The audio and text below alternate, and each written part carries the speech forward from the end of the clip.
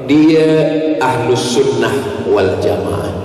Sebab di sana ada Syiah, ada Wahabi, ada Murji'ah, ada Qadariyah, ada Mu'tazilah, ada Jahmiyah, ada liberal, ada etis, ada agnostik, macam-macam. Maka kita mesti belajar apa itu ahlus sunnah wal jamaah.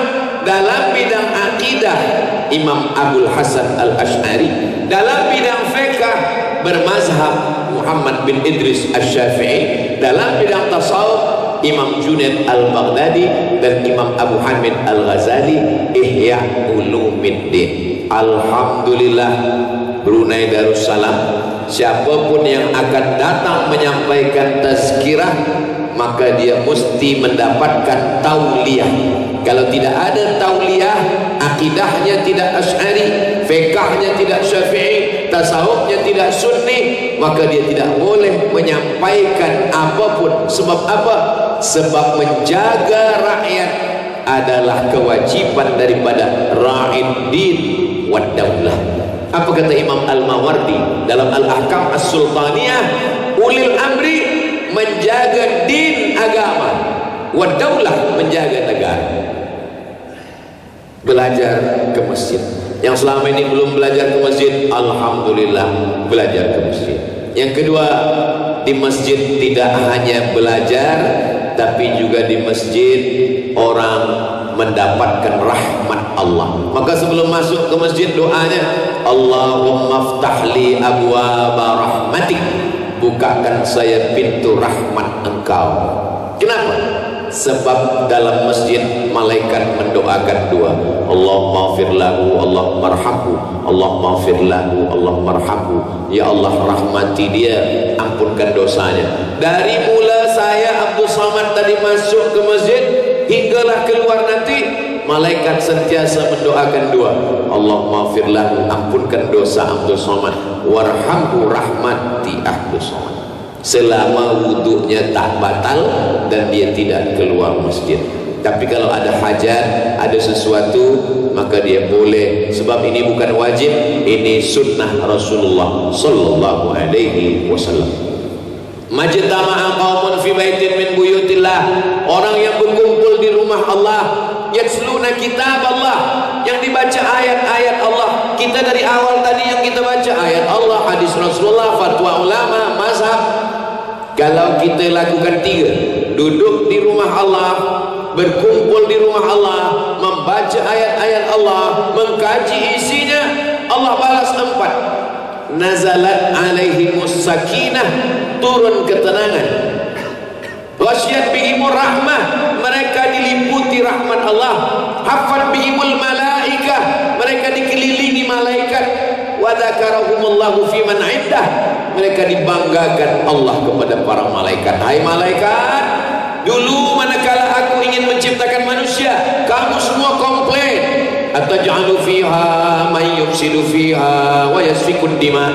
Nanti kalau engkau ciptakan manusia ini, mereka hanya akan berkelahi, mereka hanya akan berperang, mereka menumpahkan darah, mereka bermusuhan. Tapi hari ini mereka duduk, mereka bersujud, mereka bersimpuh, mereka berzikir, mereka mengingat aku, mereka berselawat. Mudah-mudahan kita termasuk yang dibanggakan Allah kepada para malaikat. Nazalat alaihimus sakinah, turun tenang ke dalam hati. Jadi kalau ada jamaah yang mendengarkan tazkirah tertidur, itu maknanya hatinya tenang. Saya belum pernah seumur-umur saya menyampaikan tazkirah marah kepada jamaah yang tidur. Sebab apa? Sebab kalau dia tidur itu maknanya hatinya tenang. Berapa banyak orang yang kaya raya, duit banyak, pukul 2 malam tak boleh tidur, terbuka mata. Kenapa? Kena penyakit insomnia, tak boleh tidur malam. Makan obat, tidur. Habis obat, jaga balik. Makan obat, tidur lagi. Kalau hidup hanya untuk tidur, elok mati. Kita alhamdulillah dibagikan Allah. Mudah-mudahan hati kita ini selalu mendapatkan hidayah dari Allah Subhanahu wa ta'ala. Masjid tempat ritual ibadah, masjid tempat menuntut ilmu, masjid tempat mendapatkan doa malaikat. Yang keempat, masjid dulu tempat orang berubat. Masjid tempat berubat, ya. Boleh baca kitab Min Rawaiq Hadaratina, ditulis oleh Syekh Mustafa As-Sibai. Dia PhD daripada Al-Azhar. Dia berkebangsaan Suriah, Suri. Syekh Mustafa As-Sibai rahimahullah sudah meninggal dunia. Dia bercerita bahwa zaman dulu masjid, di persekitaran masjid itu banyak tabib-tabib, doktor-doktor yang memberikan pelayanan khidmah kepada jamaah. Siapa yang sakit dia ubatkan. Maka kalau ada hospital di dekat masjid, tempat orang melahirkan anak di dekat masjid, tempat orang medical check up di dekat masjid, yang selama hati ini tak tenang, tak pernah mendengarkan ayat Allah, tak pernah mendengarkan azan, suara azan masuk ke dalam hospital. Hayya 'alas salat,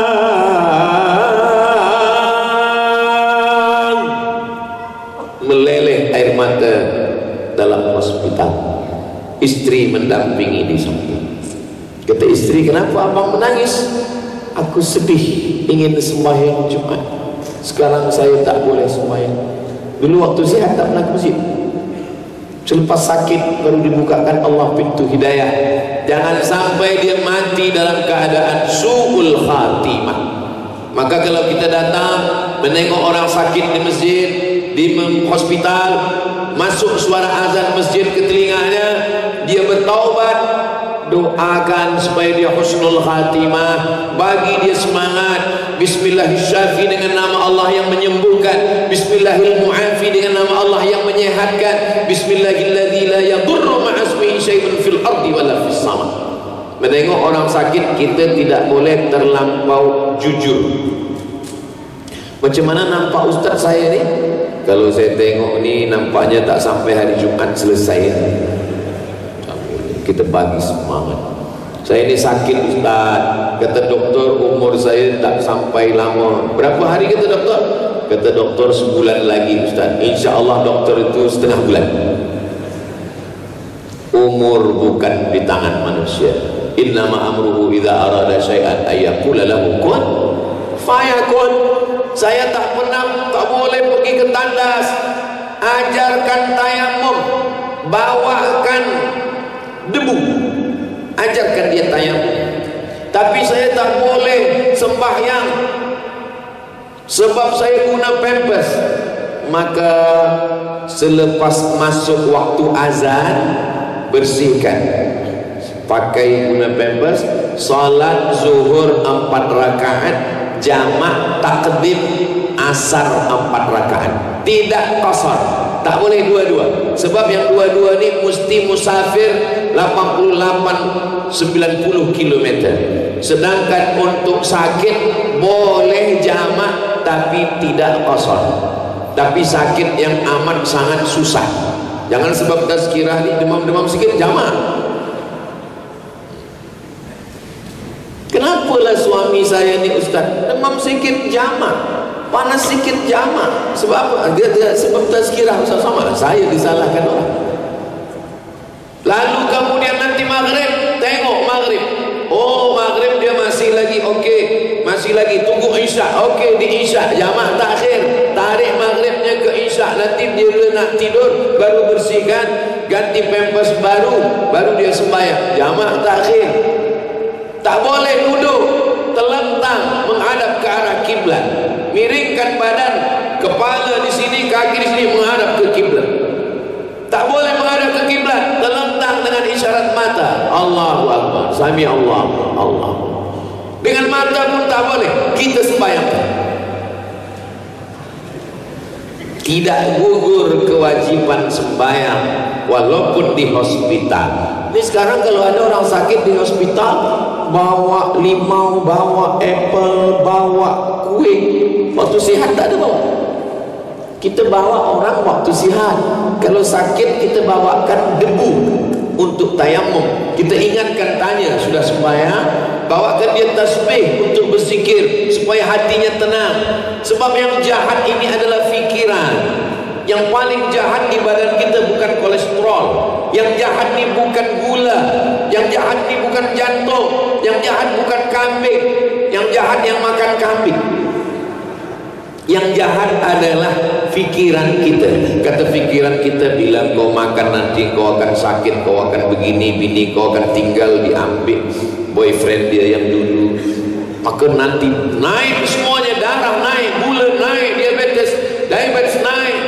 Maka yang boleh menghentikan fikiran adalah zikir. Afdalul zikri fa'lam annahu la ilaha illallah, la ilaha illallah, la ilaha illallah, la ilaha illallah, la ilaha illallah. Fikiran kita berhenti. Ustaz, berzikir itu buka mata atau tutup mata? Buka mata boleh, tutup. Saya tutup mata. La ilaha illallah. Kalau dalam tutup mata itu nampak sesuatu, buka mata balik. Kadang kalau kita berzikir malam datang sesuatu, macam buka balik untuk menghalau dia pergi. Tutup mata. Kadang kita buka tengok kawan, yang kita pula terkejut. Semakin besar kota, semakin banyak masalah, dunia semakin susah. Jalan jam, beban kerja banyak, orang stres, depresi, anxiety, bunuh diri, penyakit mental. Maka kesehatan mental kita adalah kita berusaha, kita berikhtiar, selepas itu kita balikkan kepada Allah. La haula wala quwata illa billah. Tapi la haula wala quwata illa billah itu selepas ikhtiar. Ikhtiar kita. Ambil kuda, tambatkan ke batang kurma, masuk ke masjid, tawakal. Sekarang banyak juga umat Islam ini tak ada buat apa-apa. Bila ditanya, awak tak pergi kerja? La haula wala quwata illa billah. Ini bukan tawakal, ini apatis, ini bukan ajaran Islam, ini aliran sesat, ini Jabriyah namanya. Umat Islam itu berikhtiar. Masjid tempat sholat ritual, masjid sebagai tempat menuntut ilmu, masjid sebagai tempat menenangkan hati karena didoakan malaikat, masjid sebagai tempat berubat zahir dan batin. Dulu jamaah yang sakit manakala perang Uhud diubati di masjid. 5. Masjid menyelesaikan perkara silang sengketa di antara umat. Ada orang berkelahi, didudukkan di masjid. Di luar masjid dia caci maki, hamun, marah, tapi dalam masjid hatinya sejuk, hatinya tenang. Oh, waktu kita dah habis. Tadi saya mula pukul 1.30, sekarang pukul 2.30. Sebenarnya di mana-mana saya tazkirah 60 minit. Ini botol ni kecil, tak sampai 600 ml. Nah, last sekali yang ke-6, masjid sebagai tempat orang untuk menikah. Mudah-mudahan yang belum menikah segera menikah. Saya tengok yang cakap amin yang dah menikah pula. Kata Nabi, kamu kalau menikah jangan diam-diam. A'linu hadzal nikah, iklankan nikah ini, isytiharkan nikah ini, jangan diam-diam. A'linu hadzal nikah waj'aluhu fil masajid, buat akadnya di masjid. Wadribu alaihi bid-dufuf, pukulkan duf gendang. Maulaya salli wa sallim daiman abada. Itulah asal muasal kenapa akad di masjid. Kamu pernah ke masjid? Alhamdulillah Ustaz, saya ke masjid 3 kali. Pertama mengaji kecil dulu, kedua akad nikah, ketiga mati. Yang dapat naungan nanti di padang mahsyar, tak ada atap, tak ada pokok kayu, tak ada building, tak ada, semua tak ada. Siapa yang dapat naungan di padang mahsyar? Rajulun qalbuhu mu'allaqun fil masajid, orang yang hatinya tergantung di masjid. Badan boleh di office, badan boleh di mall, badan boleh di jalan, tapi hati di masjid. Apa makna hati di masjid? Kalau sudah terdengar suara azan, Allahu Akbar, Allahu Akbar, terus masuk masjid. Itu makna hati di masjid. Ini sekarang banyak juga pemuda belia kalau ditanya, awak tak ke masjid? Yang penting hati ke masjid. Bukan itu maksud hati di masjid. Maknanya badannya ikut ke masjid selepas hatinya duluan datang ke masjid. Orang kalau hatinya di masjid, dimanapun badannya dia akan datang. Tapi kalau hatinya di luar, walaupun badannya di dalam, dia nak cepat keluar. Itulah yang boleh saya sampaikan. Terima kasih atas segala perhatian. Mohon maaf atas segala kekhilafan. Maaf, insyaallah, betul sering, insyaallah.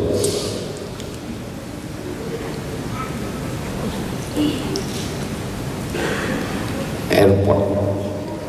Saya pun petang nanti ke airport, ke Sabah insyaallah. Tapi kita tidak pernah berpisah karena kita selalu bersama dalam doa.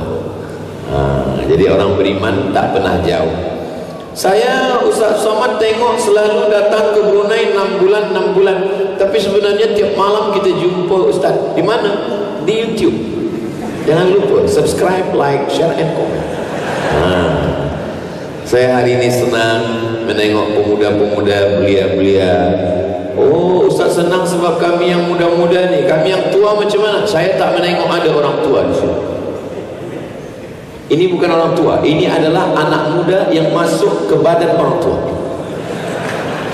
Kalau dia ke masjid, maka dia muda.